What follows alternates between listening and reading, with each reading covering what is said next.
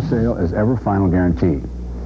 If you would like your key employees to dress so to present the proper image for your firm and do so as a deductible business expense, come in and call me. I'd like very much to talk with you.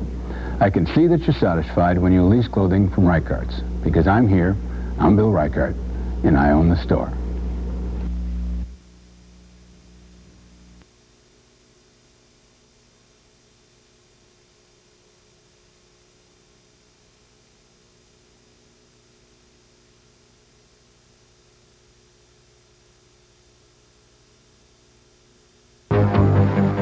President Reagan left the hospital in high spirits this week as doctors were calling his recovery from recent surgery remarkable. But while the president's prognosis is excellent, the new Democratic leadership in Congress has declared the president's new budget a fiscal dead duck. And there was partisan wrangling over the congressional investigations into the Iran arms Contra affair, with both Democrats and Republicans accusing each other of playing politics. The bottom line, says one Democratic leader, is that the people voted for a change last fall, and a change they will have.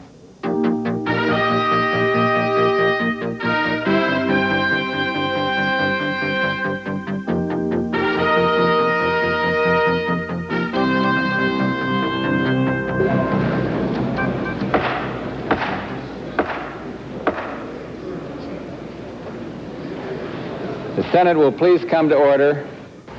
The White House sent Vice President George Bush to greet the 100th Congress, now fully controlled by the Democrats. Do you solemnly swear that you will support and defend the Constitution of the United States? For the first time in 6 years, a Democratic majority was sworn into the Senate. In the House, Speaker Jim Wright took the oath of office to lead the Democrats and carry on the tradition of Tip O'Neill. We're ordinary men and women grappling with extraordinary problems. This is the People's House. This is the nation's town hall. From Bethesda Naval Hospital, President Reagan talked by phone to the new leaders of the 100th Congress. The Senate has established a quorum and is ready to do business. Any message for Congress?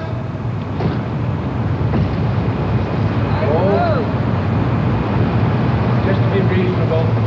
But the ceremony gave way quickly to the reality, with Congress and the White House at odds over the biggest crisis to face this administration. We begin the business of the nation in an uncertain and unsettled time. The Iran misadventure has hurt the presidency, made a shambles of American foreign policy.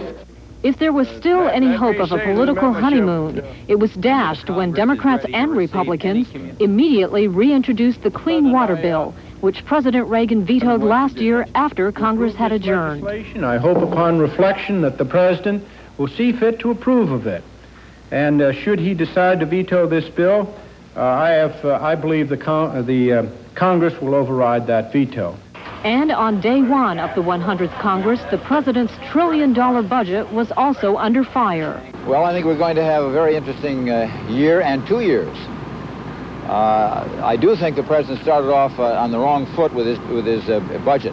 There are other issues Congress promises to work on which will set up a confrontation with the White House, including trade legislation, aid to the Nicaraguan Contras, arms control, and problems in the Farm Belt. The 100th Congress also plans to deal with such diverse matters as health care, civil rights, and corporate takeovers. It all adds up to a fight with the White House on just about everything. The Democrats say it will no longer be business as usual. With all the discussion and emphasis that the White House has given to drug testing in the workplace, it is nothing short of mockery to produce a budget that cuts in half the funds for drug education.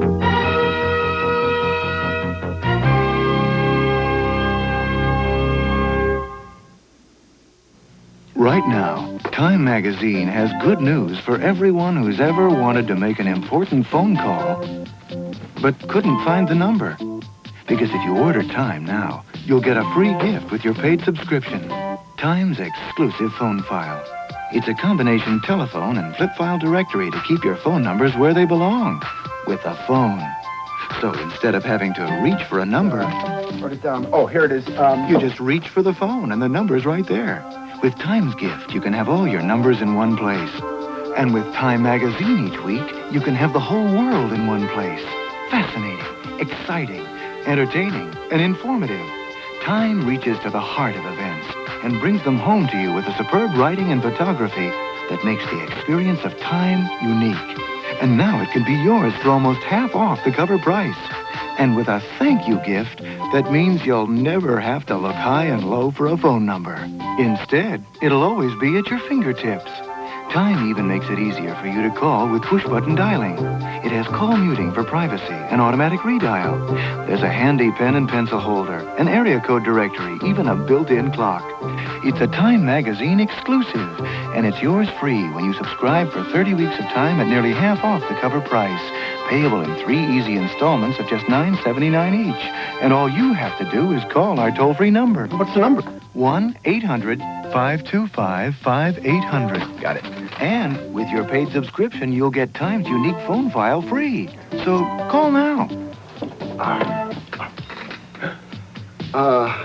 What was that number again? It was... That's 1-800-525-5800. It's the most practical telephone ever invented. And it's part of Time's best offer ever. So don't miss it.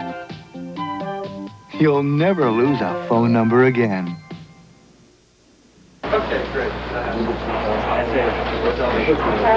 The president's 1988 budget proposes for the first time ever to spend more than $1 trillion. Mr. Reagan once said it would take a stack of $1,000 bills piled 67 miles high to equal $1 trillion. Under the president's proposal. Yet the emphasis is on keeping spending down to earth. Specifically, the administration proposes $42 billion in program cuts, eliminations, and savings. Now, this budget doesn't exactly slay the dragon, doesn't slay the deficit dragon.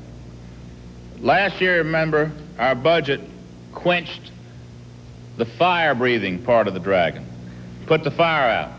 This time we're going to throw a net over it.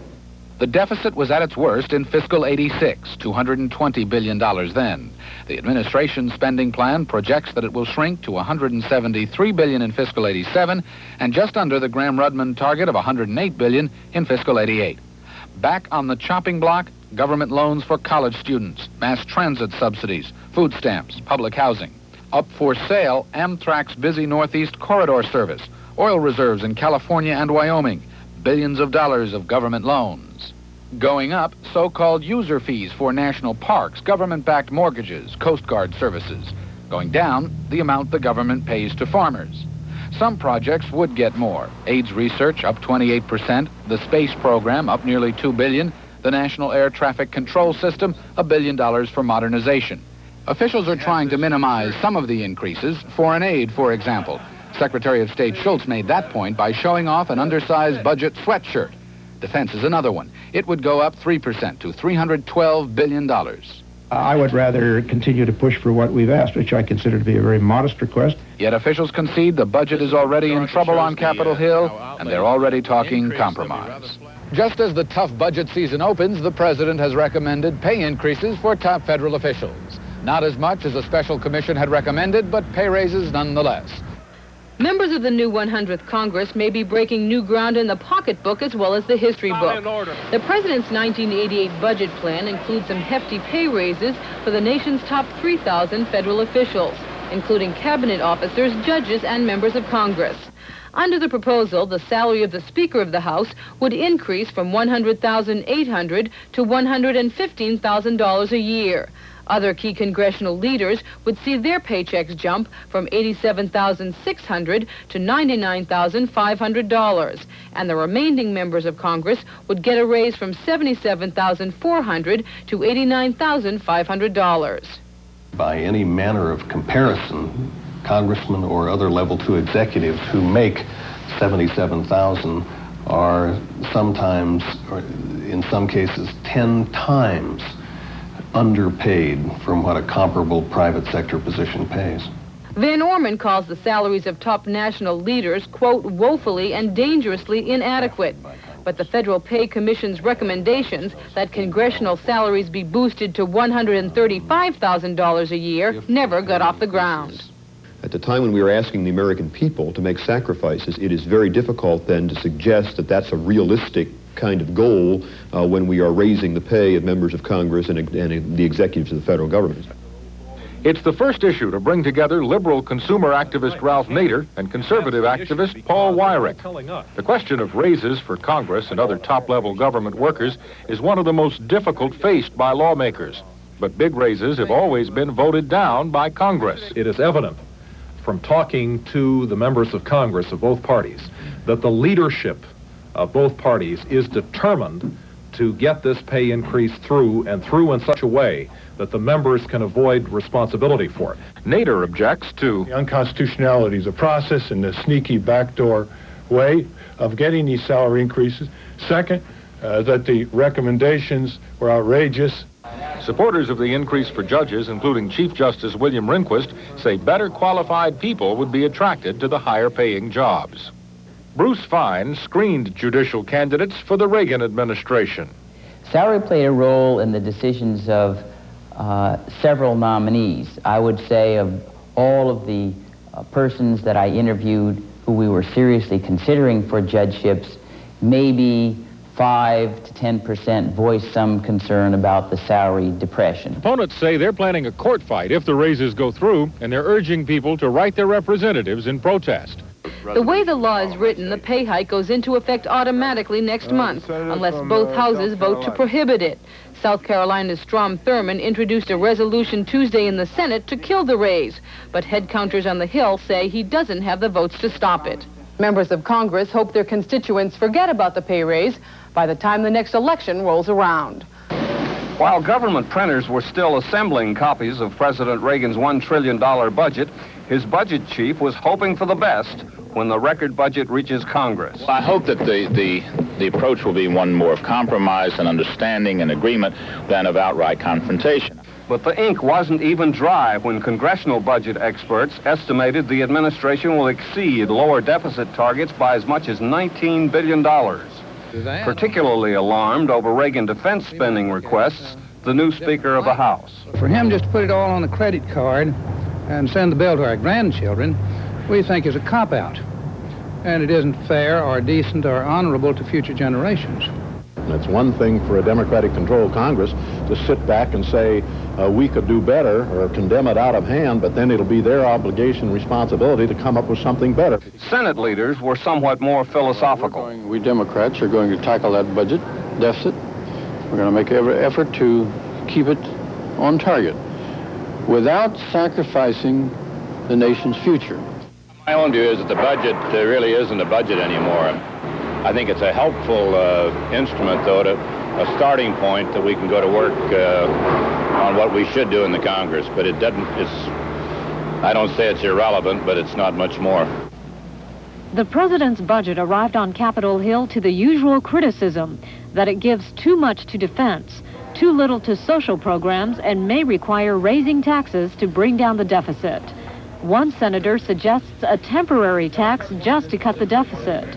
Oh, we're not talking about raising anybody's individual income tax, and we're only talking about, trying to put together some kind of a deficit reduction tax. I think if you could do it in conjunction with the president.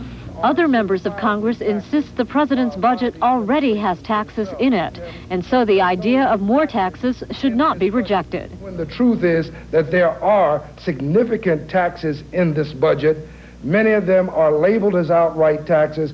Others are covered by user fee labels and also increased Medicare premiums, but a tax by any other name still smells the same. The problem is deciding by how much the federal deficit should be cut. Under Graham-Rudman, the deficit must go down to $108 billion in 1988. Congressional experts claim the president's budget will reduce the deficit to just $135 billion. The Congressional Budget Office has a higher number, mostly because of a slight economic assumption variation and two other items that are nothing to accuse the White House or the president of blue smoke and mirrors on. There's a legitimate difference of opinion. Congressional leaders say it is far too early to tell exactly what needs to be changed in the president's proposal to meet the Graham-Rudman target. But even now, Democrats are anxious to show cooperation with a possible budget summit down the road. I wouldn't say today that there ought to be a summit, but I would say this, that in the final analysis, it's going to require the cooperation and the work of all. There have been suggestions that there be some sort of a major, at the very upper levels of government, a budget summit. That's always been, in the president's view, a code word for let's put a tax increase on the table, and he's just not in a position to do that. Even, he's just not going to do that. And that was not disclosed. Thank you.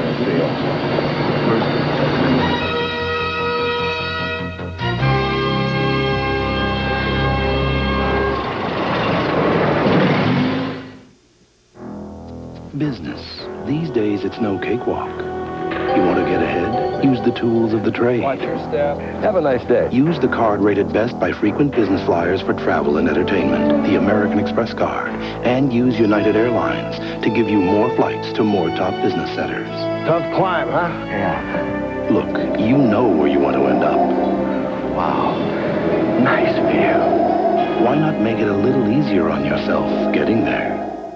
And they received a better offer. How much? 100,000. 100,000? You're kidding. And they want a response by noon. This meeting is taking place in different cities around the country. What makes it possible is AT&T Alliance teleconferencing service.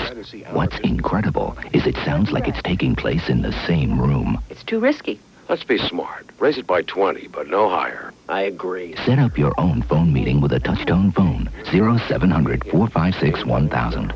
Good night, folks. No matter what kind of plans you have for your money, the government has some plans of its own. They're called taxes.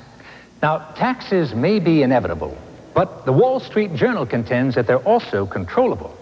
So the Journal keeps a close watch on the tax scene. Legislation, court rulings, new strategies, developments that might be important come April 15th. Then, in articles and regular columns, the Journal helps you use these developments to greatest advantage. So if you'd like to manage your taxes as intelligently as you manage your career, subscribe to the Wall Street Journal. After all, it's your money. At least for the time being.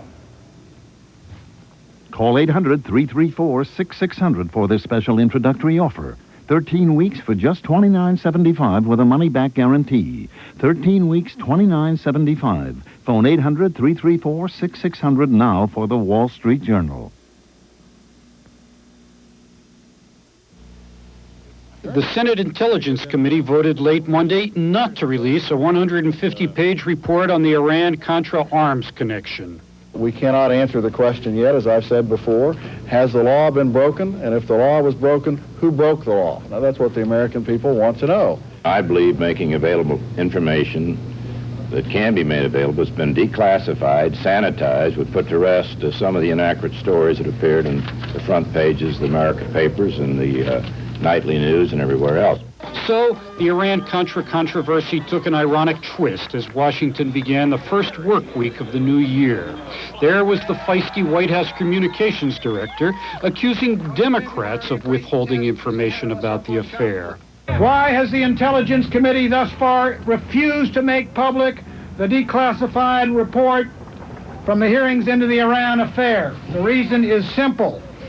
Some on Capitol Hill want to drag this thing out because they want to use it to drag down a president who has defeated and humiliated them on the political field of battle. The White House wanted the report released reportedly because it exonerates President Reagan from any knowledge about diversion of funds from Iran arms sales to aid for the Nicaraguan Contras. What they'd love to do is get this wrapped up in February, say, get an end to it, have all the blame go off on Oliver North, who was a lone ranger out on his own, and move on to other things. The Democrats clearly would like to see this be a dominant issue for the next 2 years. No sooner had the new Senate convened when debate flared up over the president's request for public release of an Intelligence Committee report on last month's closed Iran arms Contra hearing. In my view, the president is correct. I mean, we shouldn't try to manage what the public should hear. I want to make the facts public, too, and I'm sure the president wants to make the facts public. The facts would have been public But the President, in signing the January 17, 1986 finding, instructed the CIA to avoid informing the committees of the Congress. The President was described as outraged by the committee's vote to withhold the report. When he briefly appeared at his hospital window, reporters shouted questions. It's disappointing that Congress wouldn't release their report and send it to committee. Yes, I am. That view was echoed by the Vice President. So I'd just like to urge that the Senate go ahead and override the vote of the committee and release the report. From now on, the primary Iran-Contra investigations will be conducted by the Senate and House Select Committees.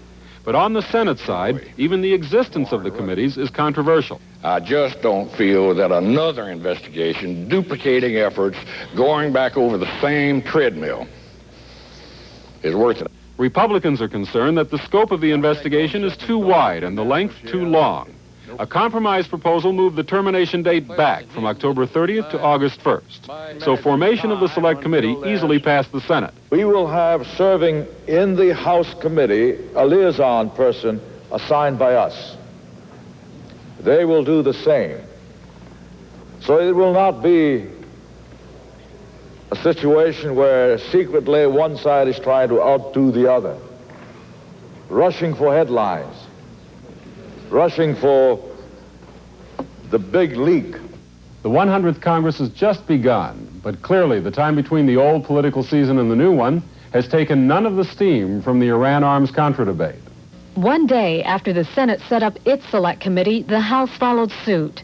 The 15-member House panel, headed by Democrat Lee Hamilton, has until October 30th to report its findings. Say that it is the intent of the Democratic members of this committee to conduct an investigation which will be expeditious, fair, thorough, and objective.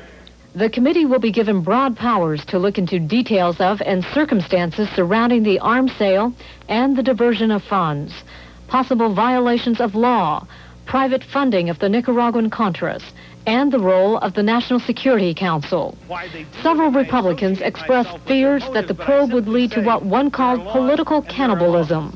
Another argued the committee should finish its work by April 15th. This is an investigation of arms sales to Iran and diversion of related funds. I say this is not an investigation of the past 6 years of the Reagan administration. We should finish by April. But the ranking Republican on the panel said the committee will do its work fairly and quickly. I believe very deeply in Ronald Reagan and what he stands for, and I will be the first to come back to this floor if I perceive that, in fact, the investigation has gone beyond its legitimate scope.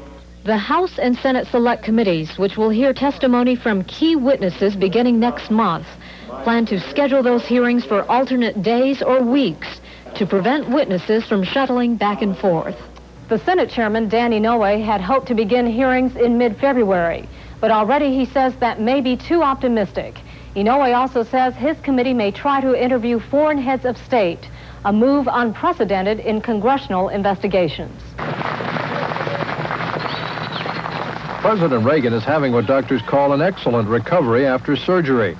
And though he's had some time on his hands while recuperating, spokesman Larry Speake says the president has not yet read Colonel Oliver North's chronology of events in the Iran arms scandal.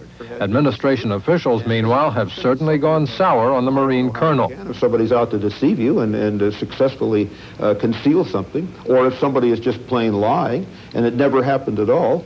The North chronology details the Marine colonel's action in the Iran arms sale, but not in the diversion of funds to the Contras. It is a key piece of the investigation, so long as North refuses to testify. But White House officials say it is full of errors.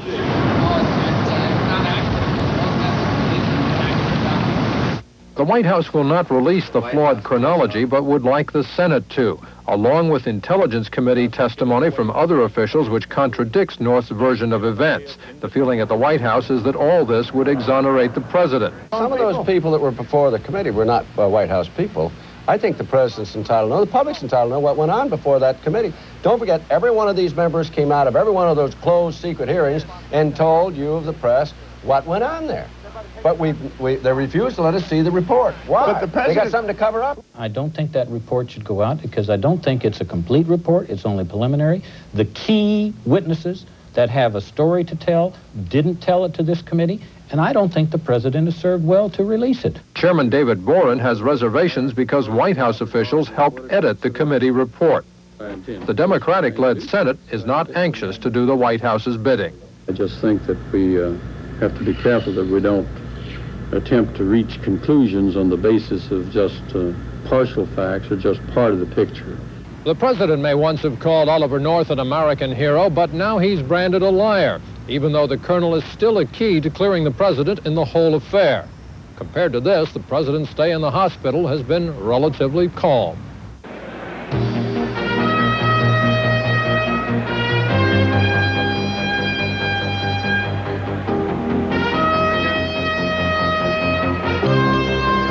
Democrats take control. The big story this week. This is Don Miller, CNN.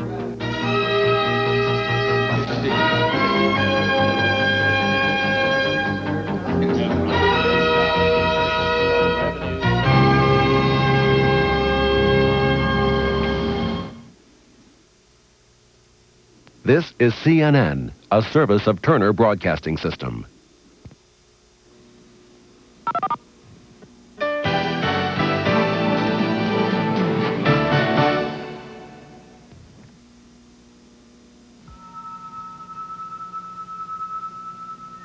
Good afternoon, madam. How may I be of service? That monogram stainless flatware for 8. May I see a piece? Better yet, madam, the entire set is yours to try in your own home for the next 30 days. Free, of course. What? There has to be a catch. I assure you, madam, there's none. Try the set with our compliments for 30 days. And then if you wish, keep all 50 pieces for just $19.99. Of course, we'll monogram each piece. And may I include these 2 free gifts as my personal thank you for trying the set? This is a dream. It's no dream. Welcome to the wonderful world of Fingerhut.